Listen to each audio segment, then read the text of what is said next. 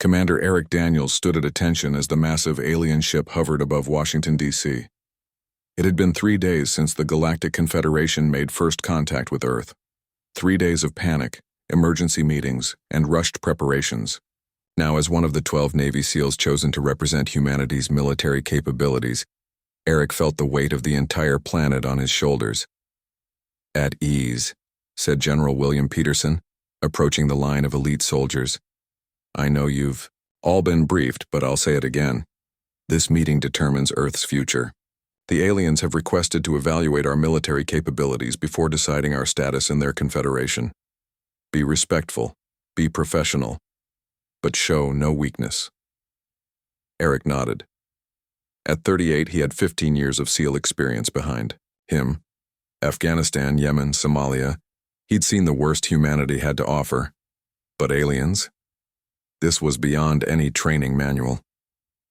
"Daniels," Peterson said, stopping in front of him. "You're team leader for this mission. Your combat record and cool head under pressure make you our best choice." "Yes, sir," Eric replied, keeping his expression neutral despite the surge of anxiety in his stomach. Captain Amy Rodriguez, Eric's second-in-command, gave him a slight nod. They had served together for 7 years. She could read his tension, even if no one else could. The transport shuttle arrived precisely at noon, landing on the White House lawn where a hastily constructed landing pad waited. The door opened with a hiss of alien air, revealing their escorts, 2 7-foot-tall beings with blue-tinted skin and 4 arms each. "Welcome," said the taller one through a translator device on its chest. "I am Lieutenant Zor of the Galactic Confederation. You will follow us to meet General KZRX of the Taurian Imperial Force." Eric led his team onto the shuttle, noting every detail of the alien craft. The interior was larger than it appeared from outside, with walls that seemed to shift colors subtly as they moved. The seats adjusted automatically to human anatomy when they sat down.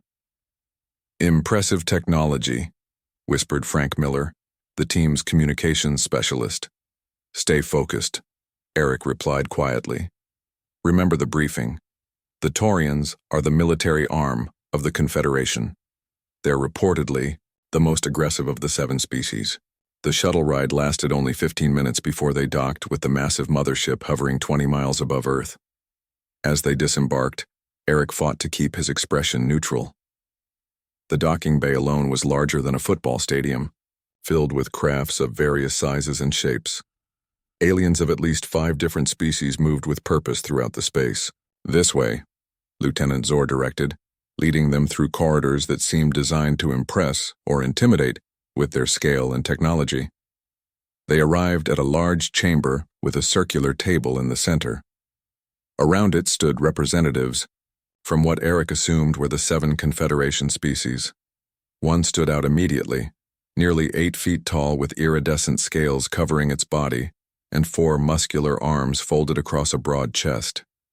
The scales shifted from green to purple, depending on how the light hit them. "General KZRX," Lieutenant Zor announced with a slight bow. The scaled being stepped forward, yellow eyes examining the humans with obvious curiosity. "So these are Earth's elite warriors." The translator on his chest converted his rumbling speech. "Smaller than I expected." Eric stepped forward as team leader. "Commander Eric Daniels, United States Navy SEALs. We appreciate this opportunity to establish relations with the Galactic Confederation." General KZRX made a sound that might have been a laugh. "Diplomatic as well. Interesting. The report suggested your species was more direct." "We can be, when necessary," Eric replied evenly. "Good. I dislike wasting time on pleasantries." Corsi gestured to the table where holographic displays activated, showing detailed maps of Earth. "Your planet occupies a strategically valuable position on the edge of Sector 7. The Confederation has voted to offer Earth provisional membership." The human diplomatic team standing to one side of the room exchanged glances.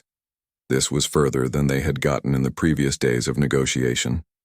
"We are grateful for the consideration," replied UN Secretary Rebecca Johnson. "What would provisional membership entail?" KZRX's scales rippled in what might have been amusement. access to certain technologies, trade rights with Outer Rim worlds, and protection from non-Confederation species. And in return? Eric asked, earning a sharp look from the diplomatic team for speaking out of turn. Intelligent question, warrior, KZRX replied. In return, Earth will provide resources, territory for Confederation bases, and military personnel. The room temperature seemed to drop several degrees. Military personnel? Secretary Johnson asked carefully. Humans have qualities we find useful, KZRX explained. Your adaptive thinking, your tenacity. The Duraxian conflict in the Andromeda sector requires fresh approaches. Human soldiers would serve under Taurian command, of course. Eric kept his face neutral, but his mind raced. They were being offered technology in exchange for becoming cannon fodder in an alien war. We would need time to consider such an arrangement, Secretary Johnson said diplomatically. KZRX's scales darkened slightly. The offer is generous. Many species wait centuries for such an opportunity. And we appreciate it, Eric interjected, trying to ease the tension. But understanding our role fully would help us explain the benefits to our world leaders. General, KZRX studied Eric for a long moment, then gestured with one of his lower arms. A holographic display appeared showing what appeared to be battle footage. Creatures Eric couldn't identify fought against forces that moved with terrifying coordination. The Doraxians are a hive mind, KZRX explained. Predictable but relentless. Human unpredictability would be advantageous. How many human soldiers would be required? Amy Rodriguez asked from beside Eric. Initially, perhaps 50,000. Eventually more, KZRX said casually. We would also establish oversight colonies on Earth to manage recruitment and training. The diplomatic team tried to hide their shock, but Eric saw Secretary Johnson pale slightly. Oversight colonies, she repeated. A small price for Confederation protection, KZRX stated, his tone suggesting the matter was already decided. The alternative is remaining unaligned in a dangerous galaxy. Eric recognized the threat for what it was, join or be considered fair game. KZRX approached the human group looming over them. Your species shows potential, but you are primitive by Confederation standards. He reached out with one of his upper arms, moving to pat Eric on the head like one might pet a dog. In time, with proper guidance, Eric's training kicked in before conscious thought could intervene. 15 years of combat instinct responded to the approaching limb. He stepped back and to the side, blocking the arm with a precise movement that diverted it away from his head. The room went completely silent. The diplomatic team froze in horror. The other aliens tensed, some reaching for devices at their sides. Eric realized instantly what he had done. He had just responded to a patronizing gesture from an alien general with a defensive combat move. KZRX's yellow eyes narrowed, focusing entirely on Eric now. Interesting, the translator conveyed. Perhaps we should evaluate your capabilities more directly, Commander. The room remained frozen in silence. Eric's defensive move hung in the air between him and General KZRX like an invisible wall.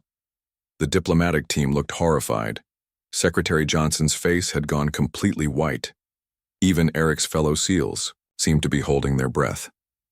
Then, to everyone's surprise, KZRX made a rumbling sound that the translator didn't immediately process. It took Eric a moment to realize the alien was laughing. Reflexes, KZRX said through the translator. Faster than expected. His yellow eyes narrowed as he studied Eric with new interest. Most species would not dare to block a Taurian general. Eric maintained his composure but inwardly cursed himself. Years of training had made certain movements automatic. Someone reaches for your head, you block. Simple as breathing. But this wasn't some enemy combatant. This was an alien diplomat who could decide Earth's fate. I apologize for the misunderstanding, General, Eric said calmly. It was not meant as disrespect. KZRX's scales shifted to a deeper purple. No apology needed. A warrior's instincts reveal more than practiced words. He turned to address the whole room. This changes things. The human blocked my hand. According to ancient Confederation law, this constitutes a formal challenge. The other aliens in the room began making various sounds, some that seemed like protest, others like excitement. Secretary Johnson stepped forward. General X, surely, there's been a misunderstanding. Commander Daniels meant no challenge. Intent is irrelevant, X replied. The challenge has been issued through action. It must be answered according to Confederation tradition. A smaller alien with gray skin and 6 limbs approached X, speaking rapidly in a language the humans couldn't understand. X responded, with what sounded like a dismissal. The translator on his chest activated again as he addressed the humans. The law is clear. When a representative of an unaligned world challenges a Confederation official, the matter must be settled through combat. The alternative is immediate rejection of the challenging world from consideration.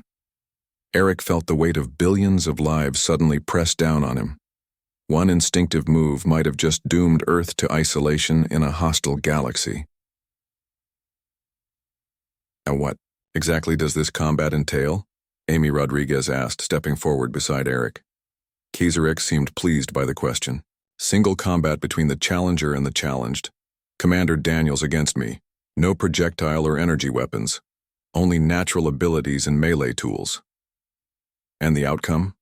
Eric asked. If you win, Earth immediately receives full Confederation. Membership with all rights and protections, no oversight colonies required. X's scales rippled. If I win, Earth accepts its place as a resource world under Tarian administration. Secretary Johnson intervened. We need time to consult with our world leaders before agreeing to such terms.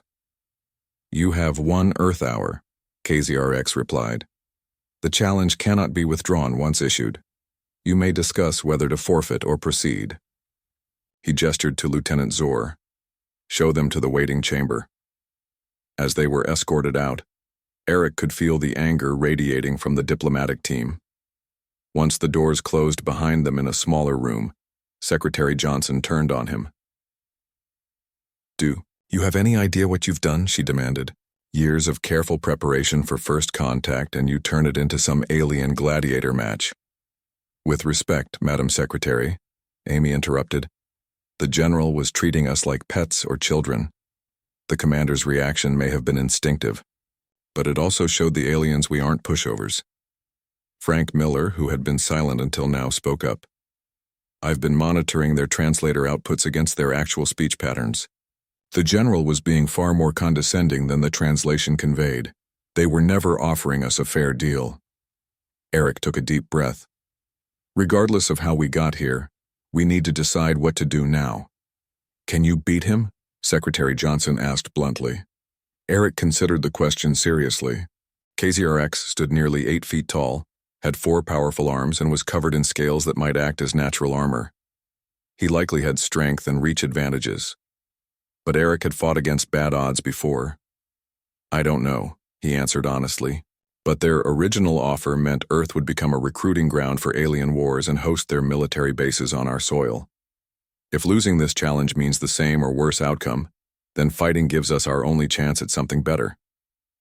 The next 40 minutes were spent in urgent communication with Earth.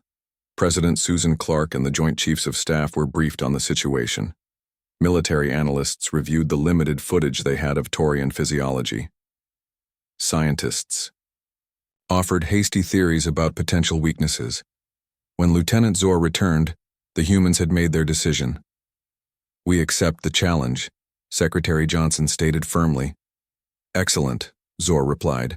The combat will take place in 3 Earth days aboard our orbital platform.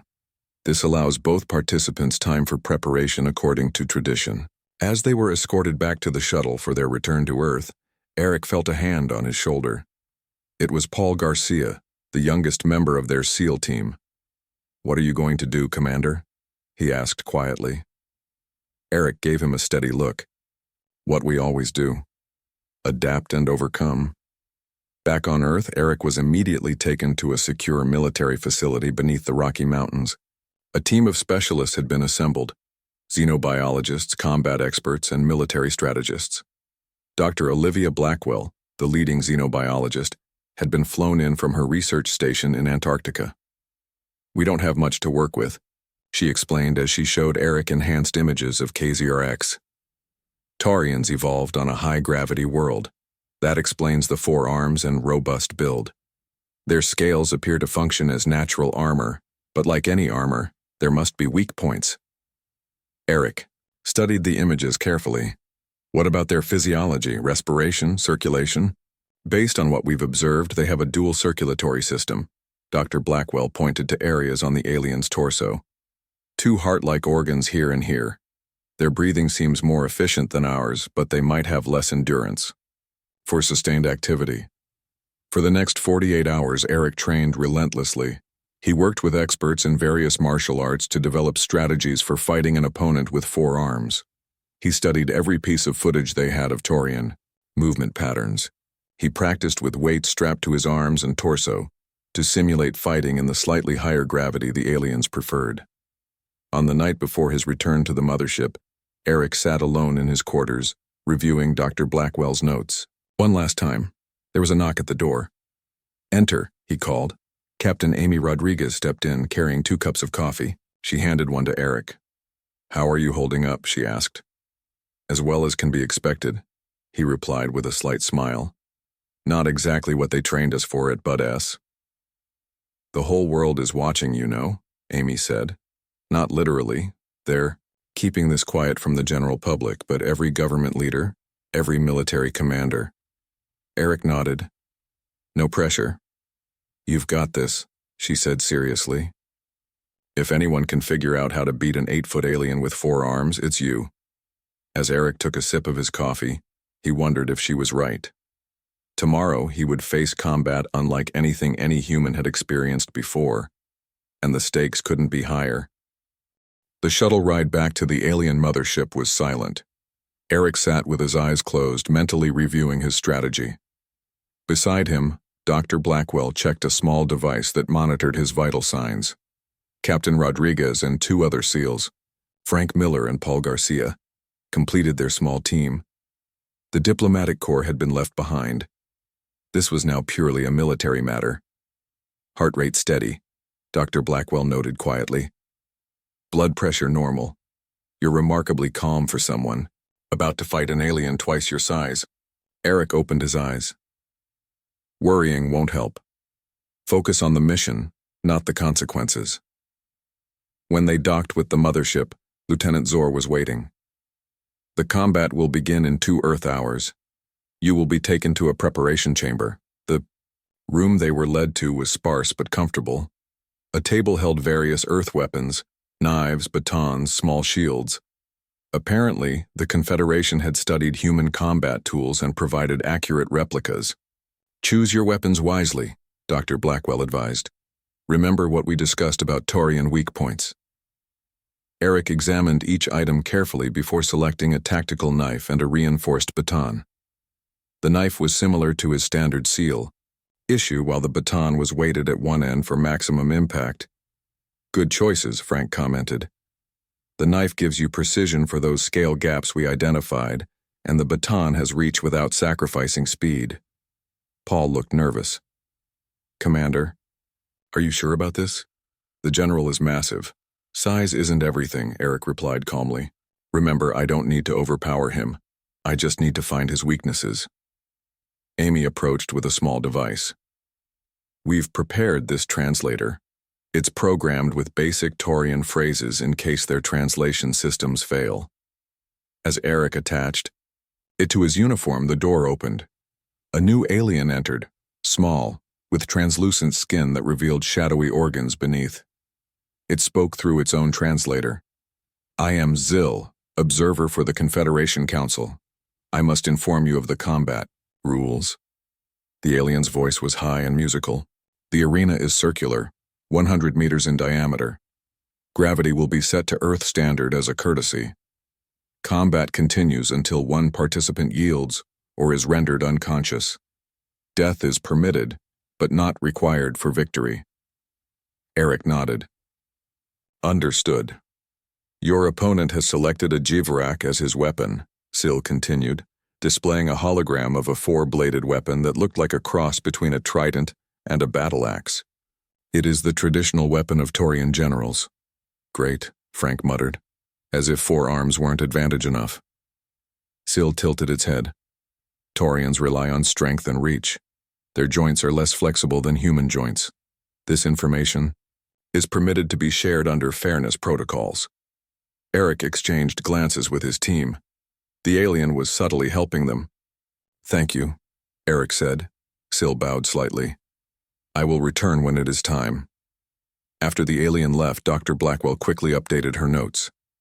Did you hear that? Confirmation about their joint limitations. This supports our theory about getting inside. Their guard. But first I have to avoid that 4-bladed thing, Eric noted. And 4 arms. The remaining time passed quickly as they refined their strategy. Eric stretched and performed light exercises to warm up his muscles. He changed from his formal uniform into flexible combat pants and a tight-fitting shirt that wouldn't restrict his movement. When Syl returned, Eric was ready. He followed the alien through winding corridors until they reached a massive chamber with tiered seating surrounding a central circle. Thousands of aliens from various species filled the seats, creating a background noise unlike anything Eric had ever heard. Wait here, Syl instructed, pointing to a marked area at the edge of the circle. Enter when announced. Eric stood alone, feeling the eyes of countless alien species upon him. Across the arena, another entrance opened and General K-X emerged. The Taurian wore minimal armor, just enough to cover vital areas while leaving his 4 arms completely free. In his upper right hand, he held the Jivrak weapon Syl had shown them. A booming voice echoed through the chamber, speaking first in an alien language and then in English. Today we witness challenge combat between General K-X of the Taurian Imperial Force and Commander Eric Daniels of Earth. The outcome will determine Earth's status within the Galactic Confederation. Combatants enter the arena. Eric walked calmly to the center of the circle, his knife in his right hand, baton in his left. K-X approached from the opposite side, his yellow eyes fixed on Eric. Up close, the Taurian seemed even larger than before, his scales shifting between purple and green in the arena lights. Human, K-X spoke directly, not through the translator. You face Taurian Combat Master. 27 victories, no defeats. His English was broken but understandable. There's a first time for everything, Eric replied evenly. K-X's mouth opened in what might have been a smile, revealing rows of sharp teeth. Courage. Good. Makes victory better. The announcer's voice boomed again. Combat begins on signal. A high-pitched tone rang through the arena. Begin! K-X moved with shocking speed for his size, covering the distance between them in a blur. The Jivrak weapon sliced through the air where Eric had been standing a split second earlier. Eric had anticipated the frontal assault and rolled to the side, coming up in a fighting stance. The Taurian didn't pause, immediately launching a series of attacks that forced Eric into a defensive pattern. The 4-bladed weapon created patterns of death in the air, while K-X's lower arms occasionally struck out independently, trying to grab or punch. Eric focused on evasion, studying his opponent's movements. Dr. Blackwell had been right. Despite the Taurian's impressive speed and strength, his joints didn't have the same flexibility as human joints. Each swing of the Jivrak followed a predictable arc. After nearly a minute of constant attacks, Eric noticed something. K-X was breathing slightly harder. The continuous offensive was taxing even for the powerful alien. Just as the scientists had predicted, Taurians had powerful muscles but potentially less endurance than humans. Eric changed tactics, starting to move around the arena's perimeter, forcing K-X to follow. Each time the Taurian attacked, Eric would dodge just enough to avoid the blow without moving too far away. This forced K-X to constantly readjust his position and launch new attacks. 3 minutes into the fight, Eric had several minor cuts from near misses, but nothing serious. K-X's breathing was now noticeably heavier, and his attacks had slowed fractionally. The alien crowd had grown louder, apparently surprised by the humans' continued survival. Stand still, K-X growled, launching a powerful overhead strike with the Jivrak. Eric saw his opening. Instead of dodging away, he stepped inside the attack much closer than K-X expected. The Jivrak's blades passed harmlessly behind him as Eric drove his knife toward a gap in the scales near Kizerex's right shoulder, one of the weak points Dr. Blackwell had identified. The blade found its mark, sliding between the scales. Kizerex roared, in pain, his upper right arm faltering. The Jivrak dropped from his suddenly weakened grip. The crowd gasped collectively. No one had expected the human to draw first blood. Kizerex staggered back, yellow eyes wide with shock. For a moment, the entire arena fell silent.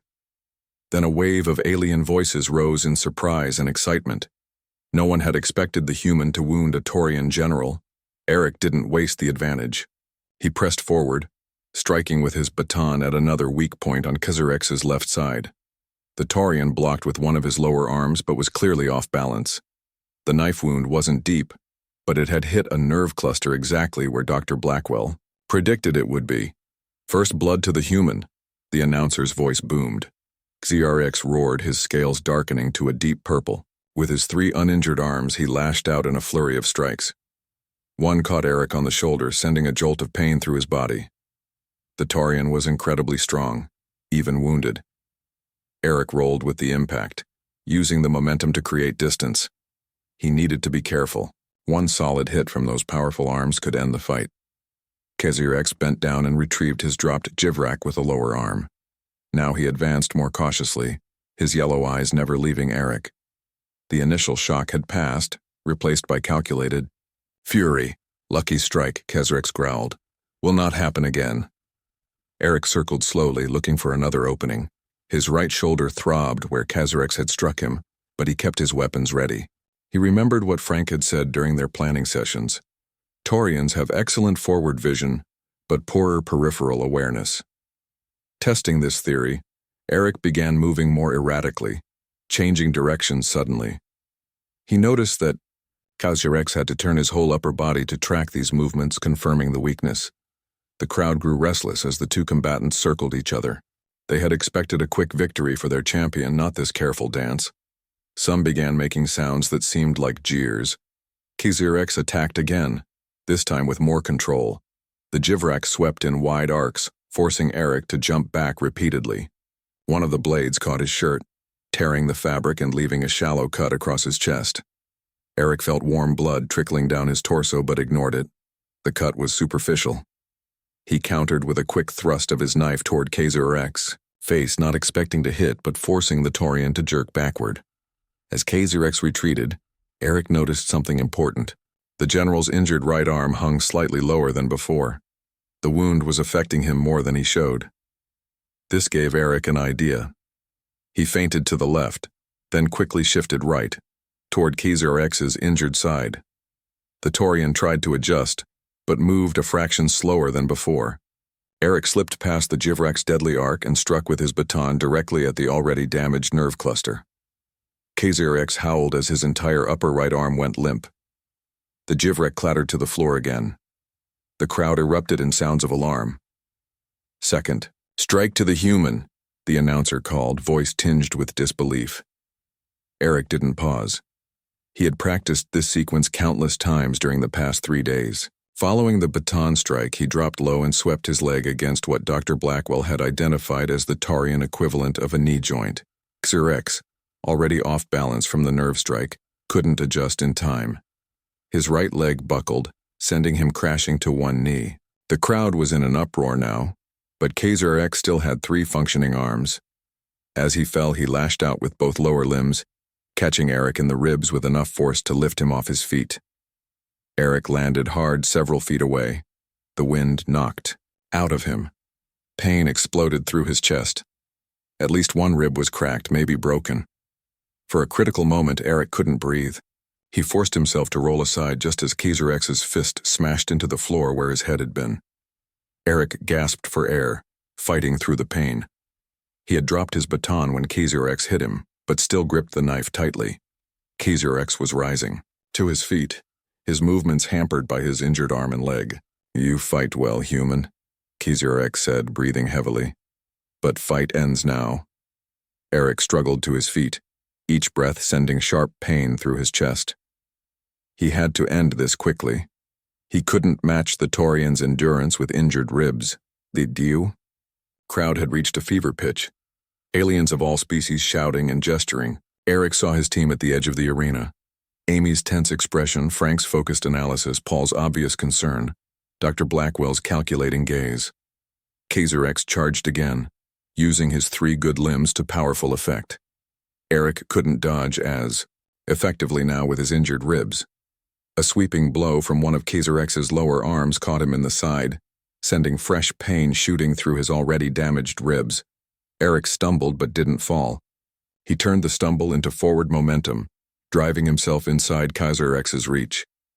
This close, the Taurian couldn't use his superior reach effectively. Now it was a desperate close-quarters fight. Kaiser X tried to grapple with his working arms while Eric struck repeatedly at the sensitive junctions between scales. Each hit wasn't powerful, but they targeted nerve clusters and weak points identified in Dr. Blackwell's analysis. Both combatants were breathing hard now. Blood, red from Eric, a strange bluish-purple from Kaiser X, stained the arena floor. The fight had gone on much longer than anyone expected. Eric felt his strength fading. His ribs screamed with each movement. But he saw that Kaiser X was also slowing. The Taurian's earlier burst of activity had drained his reserves just as they had hoped. With a final surge of effort, Eric ducked under a wild swing and drove his knife into the most vulnerable spot Dr. Blackwell had identified, a junction of scales near the base of Kaiser X's neck where a major nerve bundle was located. The knife didn't go deep, but it didn't need to. The blade found the nerve cluster perfectly. Kaiser X froze mid-motion, all 4 arms suddenly limp and useless. The Taurian's yellow eyes widened in shock. Eric stepped back, knife still ready, as Kaiser X crashed to his knees. The nerve strike had temporarily paralyzed his limbs. The arena fell completely silent. Kaiser X knelt before Eric, defenseless. According to Confederation combat rules explained earlier, Eric could now deliver a killing blow if he chose. The Taurian general stared up at him, waiting. Finish, Kaiser X said quietly, his voice stripped of its earlier arrogance. Is your right? Eric looked at the fallen general, then at the alien spectators watching in stunned silence. Thousands of beings from dozens of worlds waited to see what the human would do. In that moment, Eric made a decision that would change not just Earth's future, but potentially the Confederation itself. He lowered his knife and stepped back. No, Eric said clearly, knowing the translation systems would carry his words throughout the arena. On Earth, true strength includes knowing when not to strike. The silence stretched for 3 long seconds as Kaiser X and every alien in the arena processed what was happening. The human had won the combat and was choosing mercy over execution. Kaiser X stared up at Eric, his yellow eyes blinking slowly as feeling gradually returned to his limbs. The nerve strike's effects were temporary, just as Dr. Blackwell had predicted. Around them, the arena remained eerily silent. Why? Kaiser X finally asked, his voice low enough that only Eric could hear. Because that's not how we do things, Eric replied simply. At least, it's not how we should do things. The announcer's voice broke the silence. The human has disabled General Kaiser X but chooses to spare him.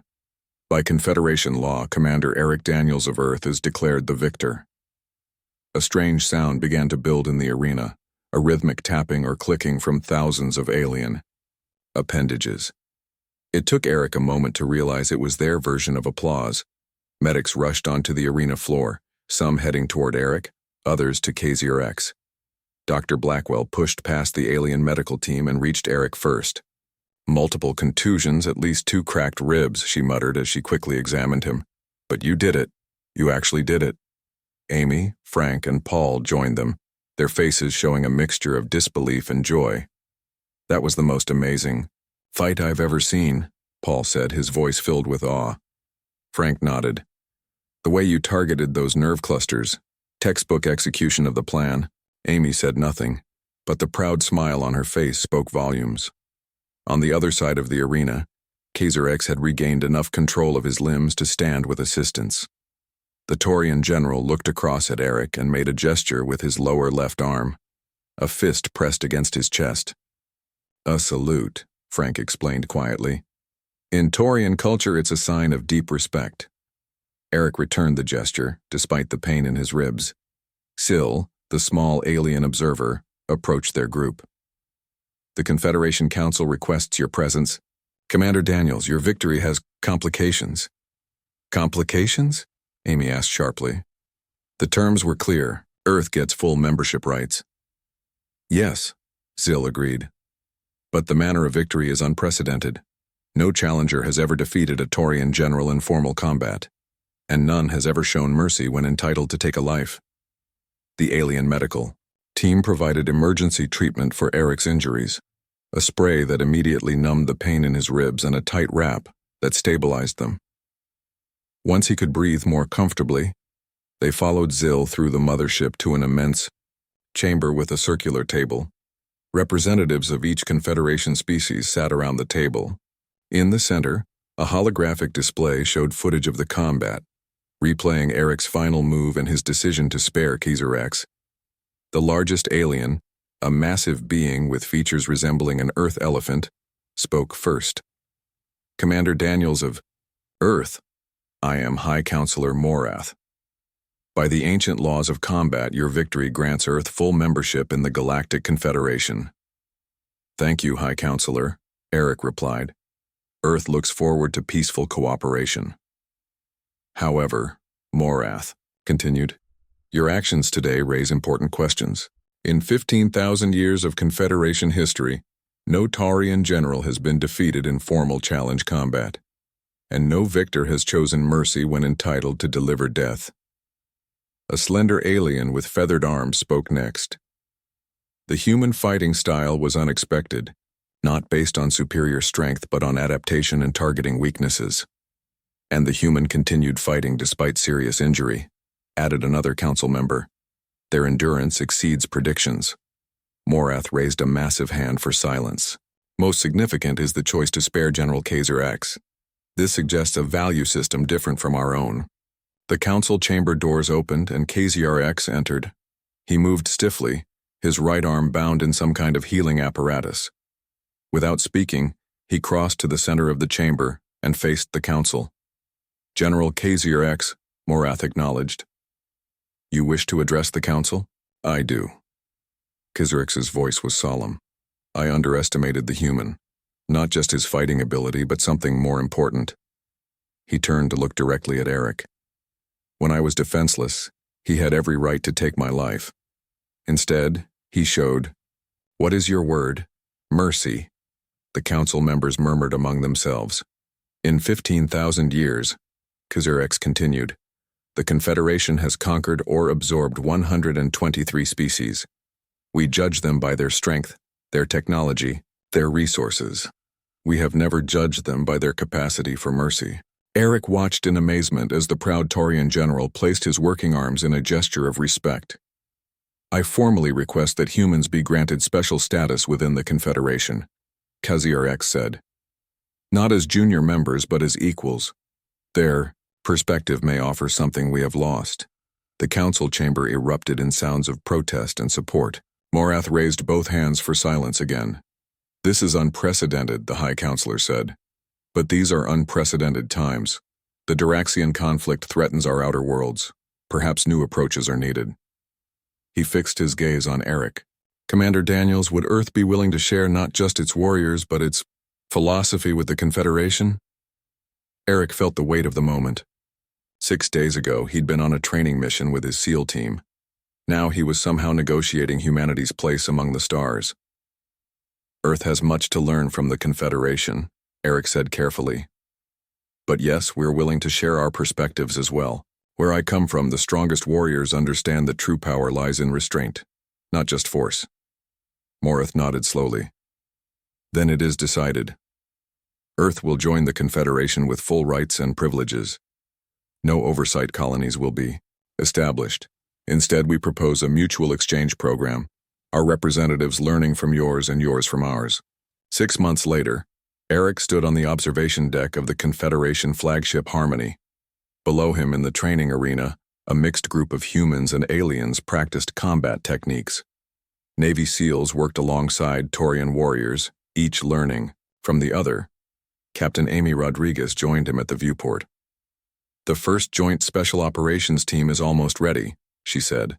16 humans, 12 Taurians, and representatives from 5 other species. "How are they doing?" Eric asked. "Better than anyone expected. The Taurians are learning to fight smarter, not just harder. And our people are adapting to their techniques as well." Eric nodded with satisfaction. His new role as Earth's military liaison to the Confederation kept him busy, but moments like this made it worthwhile. "General Kaiser X asked me to give you this," Amy said, handing Eric a small metal object. It was a miniature replica of the Taurian combat salute, a fist against the chest. "He said to tell you that in all his years of fighting, his most important lesson came from his defeat," Amy continued. "He's recommended you for the Confederation High Command advisory position." Eric smiled as he watched a human instructor demonstrate a joint lock to a fascinated Taurian warrior. "Funny how things work out. One instinctive block, and here we are among the stars." "Not just the block," Amy corrected him. "It was what you did afterward. You showed them something they hadn't seen before." "Mercy isn't weakness," Eric said, repeating what had become something of a mantra among the joint forces. "Exactly," Amy agreed. "And that lesson might just change the galaxy." Below them, humans and aliens continued training together, not as enemies or even as reluctant allies, but as comrades preparing to face whatever challenges the universe might bring. All because one Navy SEAL knew when not to strike.